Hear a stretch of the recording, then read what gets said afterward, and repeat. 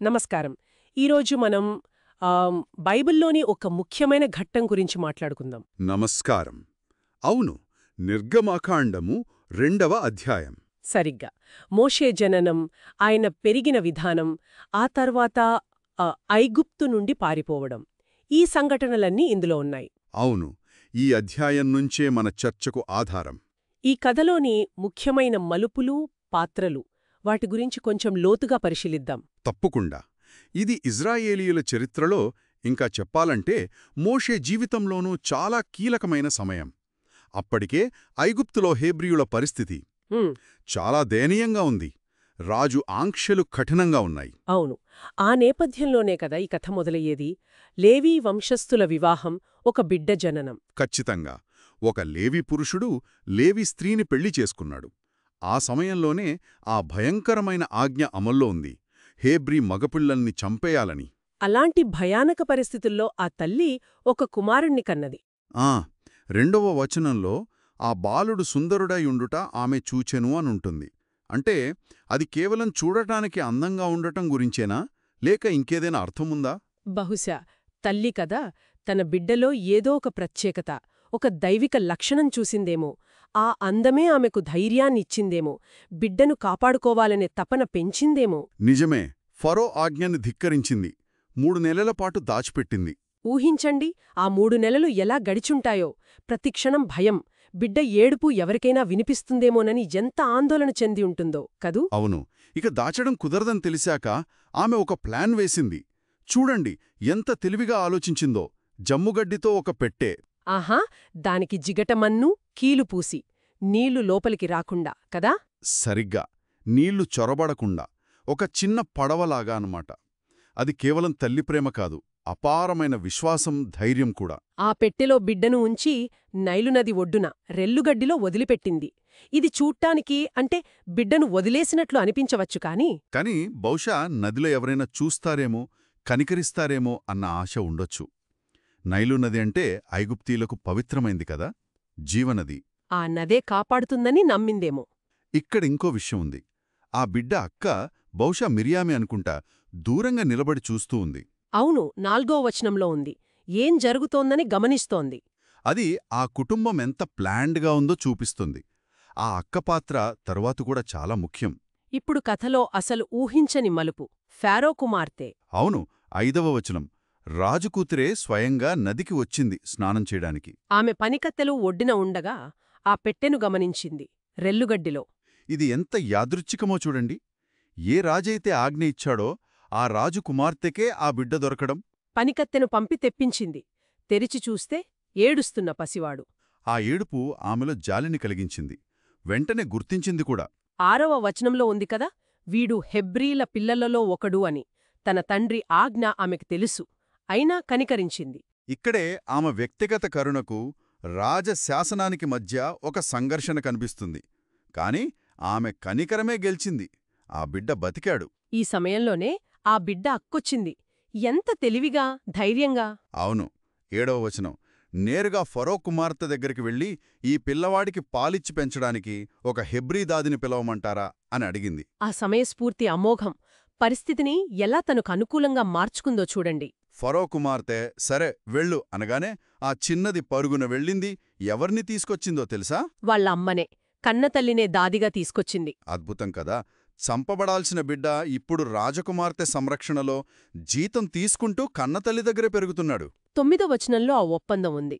ఈ బిడ్డను తీసుకెళ్లి నాకోసం పెంచు, నీకు జీతమిస్తాను అని ఫరో కుమార్తె చెప్పింది. ఎంతటి విధి వైచిత్ర్యం! హెబ్రీయులను అణచివేస్తున్న ఆ ఐగుప్తులోనే వారి భవిష్యత్ విమోచకుడికి రక్షణ దొరుకుతుంది. అలా ఆ బిడ్డ పెరిగి పెద్దవాడయ్యాడు. 10వ వచనం ప్రకారం, తల్లిమాట ప్రకారం ఫరో కుమార్తెకు అప్పగించింది. ఆమె అతన్ని తన కుమారుడిగా స్వీకరించింది. అతనికొక పేరు కూడా పెట్టింది, మోషే. అవును, మోషే. ఆ పేరుకు అర్థం కూడా ఆమె చెప్పింది, నీటిలో నుండి ఇతని తీసితిని అని. ఆ పేరు అతని కథకు ప్రతీక. నీటి నుండి రక్షించబడటం, ఇది అతని జీవితంలో మళ్ళీ మళ్ళీ వస్తోంది కదా. నిజమే. ఆ పేరు అతనికొక ఐగుప్తు గుర్తింపునిచ్చింది. కాని అతని మూలాలను కూడా ఎక్కడో గుర్తు చేస్తూనే ఉంది. కాబట్టి హెబ్రీయుడిగా పుట్టి ఫరో ఆజ్ఞ నుండి తప్పించుకొని ఇప్పుడు ఐగుప్తు రాజకుమారుడు, ఫరో కుమార్తె దత్తపుత్రుడు. ఇది అతని గుర్తింపు విషయంలో చాలా సంక్లిష్టతను సృష్టిస్తుంది. అతని ఎవరు? హెబ్రీయుడా? ఐగుప్తీయుడా? సరిగ్గా ఆ అంతర్గత సంఘర్షణే తర్వాత జరిగే వాటికి కారణమవుతుంది. 11వ వచనం చూడండి. మోషే పెద్దవాడైన తరువాత, అంటే యుక్త వయసుకొచ్చాడు. రాజభోగాల్లో పెరిగినా తన జనుల యొద్దకు పోయి వారి భారములను చూచెను అనుంది. అంటే తన హెబ్రీ మూలాల గురించి అతనికి తెలిసే ఉంటుంది, లేదా ఇప్పుడిప్పుడే తెలుసుకుంటున్నాడు. తన వాళ్లు పడుతున్న కష్టాలు చూసి తట్టుకోలేకపోయాడు. అక్కడే అతను చూసింది ఒక ఐగుప్తీయుడు ఒక హెబ్రీయుడిని కొట్టడం, తన సహోదరుడిను. అది అతనిలో తీవ్రమైన కోపాన్ని, ఆవేశాన్ని రేకెత్తించింది. వెంటనే స్పందించాడు. అటూ ఇటూ చూశాడు, ఎవరూ లేరనుకున్నాడు. ఆ ఐగుప్తీయుణ్ణి చంపేశాడు, ఇసుకలో కప్పిపెట్టాడు. ఇది అంటే అతనిలో న్యాయం చేయాలనే తపన కనిపిస్తోంది, కాని అది హింసాత్మకంగా మారింది. తొందరపాటు చర్య. ఇది అతలి ద్వంద్వ మాన్యత పోరాటాన్ని చూపిస్తుంది కదూ. ఒకవైపు ఐగుప్తు రాకుమారుడు, మరోవైపు హెబ్రీయుల పట్ల ఆవేదన. బహుశా తన అధికారాన్ని మంచికోసం వాడదామనుకున్నాడేమో, కాని తప్పు జరిగింది. ఈ ఒక్క సంఘటన అతని జీవితాన్నే మార్చేసింది. నాయకత్వపు మొదటి అడుగు, కాని తప్పుడడుగు అన్మాట. అవును. మరుసటి రోజు అతను మళ్లీ బయటకు వెళ్లాడు. ఈసారి ఇద్దరు హెబ్రీలు కొట్టుకోవడం చూశాడు. తప్పు చేస్తున్న వ్యక్తినడిగాడు, నీ పొరుగువాణ్ణి ఎందుకు కొడుతున్నావని. నిన్న ఐగుప్తీయుడితో ఈరోజు తన ప్రజల మధ్య న్యాయం చెప్పాలని చూస్తున్నాడు. కాని అతనికి ఊహించిన సమాధానం వచ్చింది. అబ్బా, అది చాలా కీలకం. 14వ వచనం. ఆ హెబ్రీయుడు ఏమన్నాడంటే, మా మీద నిన్ను అధికారిగా, తీర్పరిగా ఎవరు పెట్టారు? ఆ ఐగుప్తీయుడిని చంపినట్టు నన్ను కూడా చంపాలనుకుంటున్నావా? అది అతనికి పెద్ద షాక్. మొదటిది, తను చేసిన హత్య విషయం బయటపడిందని తెలిసింది. రెండవది, ఇంకా ముఖ్యమైనది, తను ఎవరికోసం నిలబడ్డాడో వాళ్లే తనని అంగీకరించట్లేదు. నిన్ను అధికారిగా ఎవరు నియమించారు? ఈ ప్రశ్న అతని గుర్తింపునే సవాలు చేసినట్టుంది. ఐగుప్తులో రాకుమారుడు కావచ్చు, కాని హెబ్రీయులకు ఇంకా నాయకుడు కాలేదు. దాంతో భయపడ్డాడు. ఆ భయం నిజమైంది కూడా. ఫరోకు విషయం తెలిసింది. అవును. 15వ వచనంలో ఉంది. ఫరో అతన్ని చంపాలని చూశాడు. బహుశా కేవలం హత్యకోసమేనా? లేక మోషే హెబ్రీ మూలాలు తెలిసి భవిష్యత్తులో ప్రమాదమని భయపడ్డాడా? కారణమేదైనా మోషే ప్రాణాలకు ముప్పేర్పడింది. ఇక అక్కడ ఉండలేని పరిస్థితి.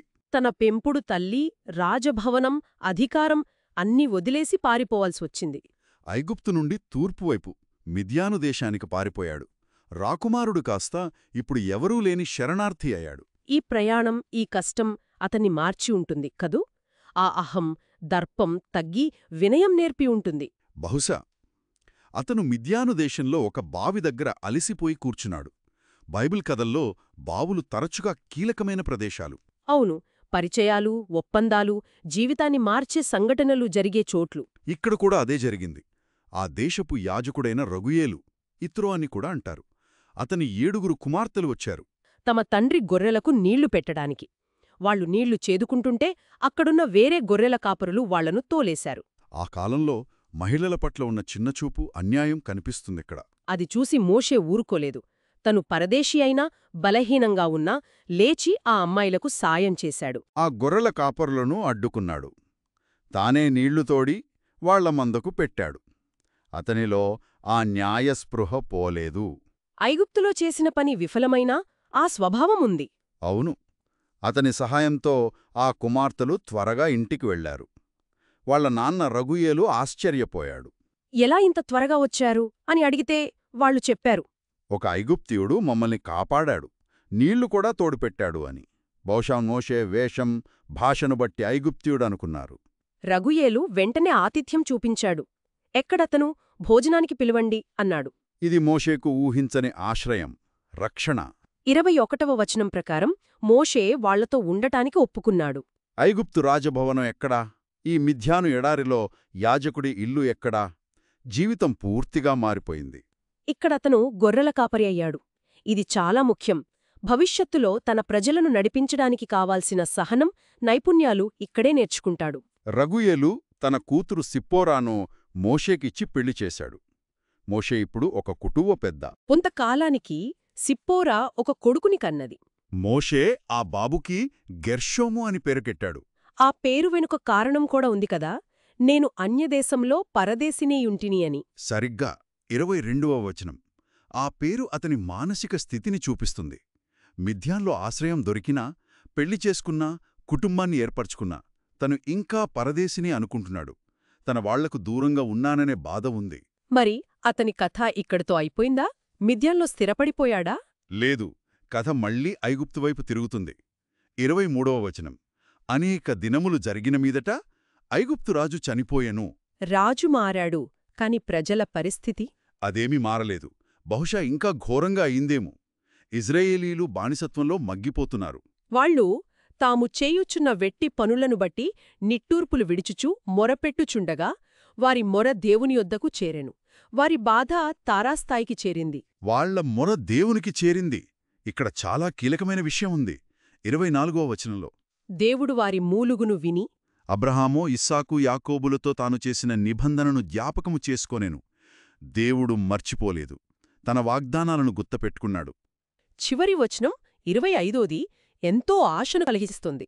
అవును, దేవుడు ఇశ్రాయేలీయులను చూచెను. దేవుడు వారి అందు లక్ష్యముంచెను. వారి బాధ వృధా పోలేదు. దేవుడు గమనించాడు, శ్రద్ధ పెట్టాడు. ఇది ఖచ్చితంగా రాబోయే విమోచనకు సూచన. అవును, ఈ చివరి వచనాలు కథకు ఒక నిరీక్షణతో ముగింపు పలుకుతున్నాయి. ఒకవైపు మోషే మిద్యానులో గొర్రెల కాపరిగా ఉన్నాడు, పరదేశిగా. మరోవైపు ఐగుప్తులో అతని ప్రజల వేదన దేవుని సన్నిధికి చేరింది. ఆయన స్పందించడానికి సిద్ధమవుతున్నాడు. మొత్తంమీద చూస్తే ఈ అధ్యాయం మోషే జీవితంలో ఎన్నో మార్పులు తీసుకొచ్చిన ఘట్టాలను చూపించింది. రహస్య జననం, రాజకుమారుడిగా ఎదగడం, ఆ తర్వాత హంతకుడిగా మారి పారిపోవడం. చివరికి మిద్యానులో కొత్త జీవితం. రాజభవనం నుంచి గొర్రెల కాపరిగా. ఎంత పెద్ద మార్పు! ఎన్నో పాఠాలు నేర్చుకున్నాడు. నిజమే, హెబ్రీయుడిగా పుట్టి ఐగుప్తీయుడిగా పెరిగి మిద్యానులో పరదేశిగా జీవించడం. ఈ అనుభవాలన్నీ అతని వ్యక్తిత్వాన్ని తీర్చిదిద్దాయి. భవిష్యత్తులో అతను చెయ్యబోయే పనికి ఇవి అవసరమేమో. ముగింపుగా ఒక ప్రశ్న ఆలోచిద్దాం. మోషే మిద్యానులో పరదేశిగా ఉన్నాడు. అదే సమయంలో ఐగుప్తులో అతని ప్రజల మొర దేవుడికి చేరింది. మరి ఈ ఎడారిలోని గొర్రెల కాపరికి ఆ బానిసత్వంలోని ప్రజల మొరకు మధ్య సంబంధం ఎలా ఏర్పడబోతోంది? అవును, రాజకుమారుడు, హంతకుడు, శరణార్థి, గొర్రెల కాపరి. ఈ విభిన్న, విరుద్ధమైన అనుభవాలు దేవుడు అతని ద్వారా చెయ్యబోయే గొప్ప కార్యానికి పునాది వేస్తున్నాయా? ఈ ప్రశ్నతోనే ఈ అధ్యాయం ముగుస్తుంది. ఖచ్చితంగా. ఈ అధ్యాయం మోషే వ్యక్తిగత ప్రయాణాన్ని, ఇజ్రాయేలీయుల వేదనను కలిపి చూపిస్తూ నిర్గమకాండంలోని తదుపరి మరింత ఉత్కంఠభరితమైన సంఘటనలకు వేదికను అద్భుతంగా సిద్ధం చేసింది.